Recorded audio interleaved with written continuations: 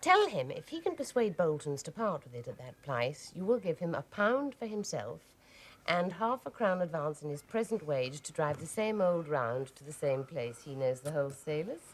Mr. Superflu is superfluous. Whose business is this? Yours or mine? We shall see. Dare you buy a horse and cart? Where's the money to come from? Where does all the money come from? The bank, of course. You've got to put it in there first, haven't you? Not at all. Other people put it there, and the bank lends it to you if it thinks you can extend your business. Joe, don't trust your money in a bank. No good ever come out of banks for the likes of us. Oh, don't let her tempt you, Joe. When had you last a holiday? Me? Holiday? We can't afford holidays. Oh, I won on Armistice Day 18 years ago.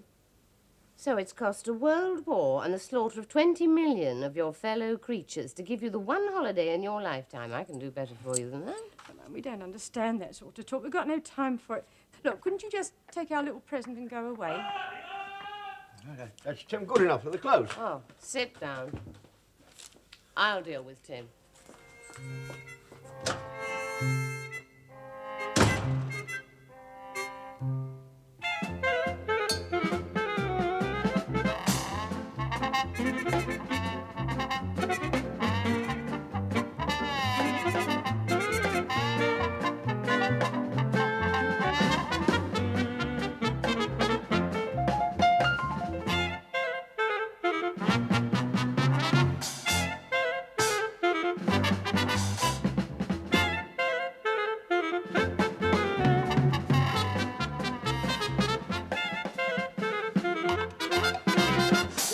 Now, look, hold your noise. I'll not let her interfere with us. I'll put her out all right. Now, look here, Mrs. Let's have an understanding. There's no understanding necessary. Tim Goodenough is quite convinced the Boltons will part with the horse and cart for £10. Oh, do stop that poor woman howling.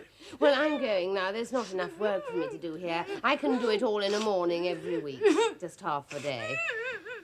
I should take a job as a scullery maid in a hotel to fill in the time. Meanwhile, carry on as usual. Good morning. You're like some sort of dreamer. What can I do?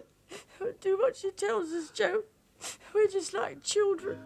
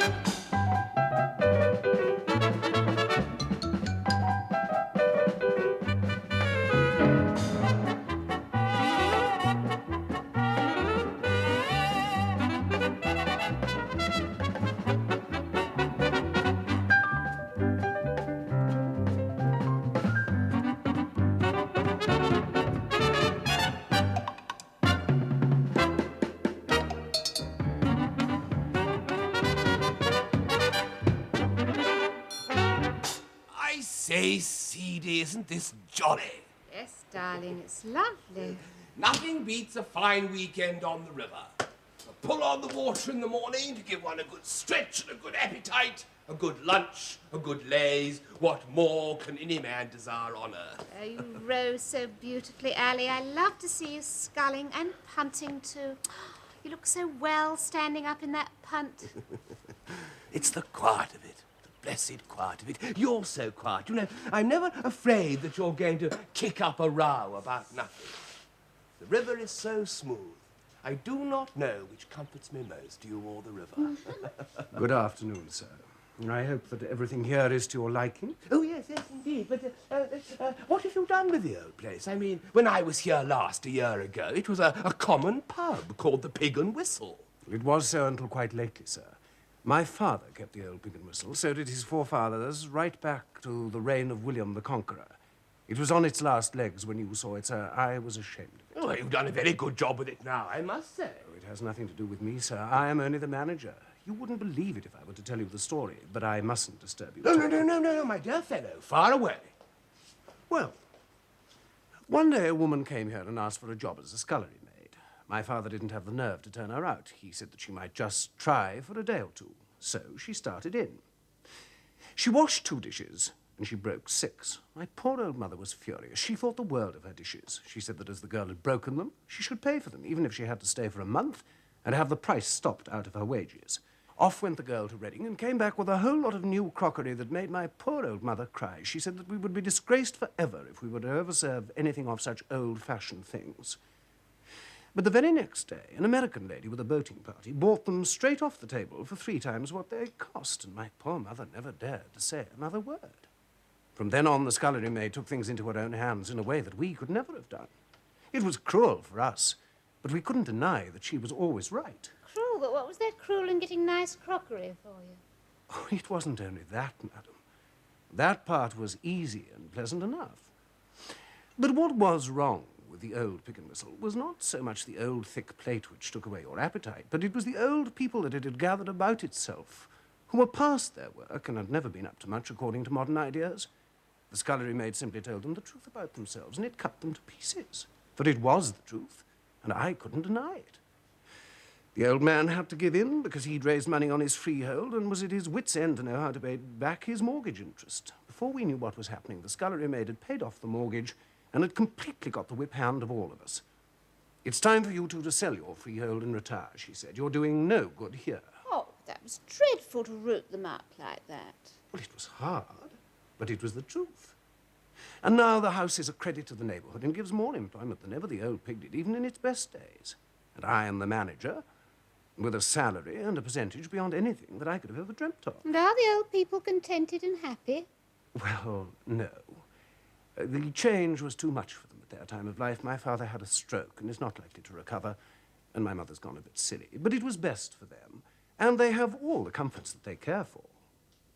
That's a very moving tale. More so than you might think, my dear fellow, because I happen to know a woman of that stamp. And, oh, by the way, I telegraphed a friend of mine to come and spend the weekend here, a Mr. Sagamore. I trust there'll be a room for him. Oh, that'll be quite all right, thank you. Have you many people staying in the house this weekend?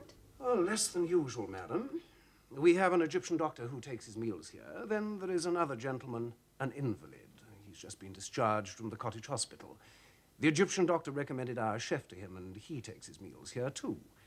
And that is all, madam, unless some fresh visitors arrive. Well, I suppose we'll have to put up with them. I'm sorry to trouble you, sir, but you came in this morning without signing the visitor's book. I brought it in. I wonder if you'll be so Yes, good. of course, I'm so sorry. Right.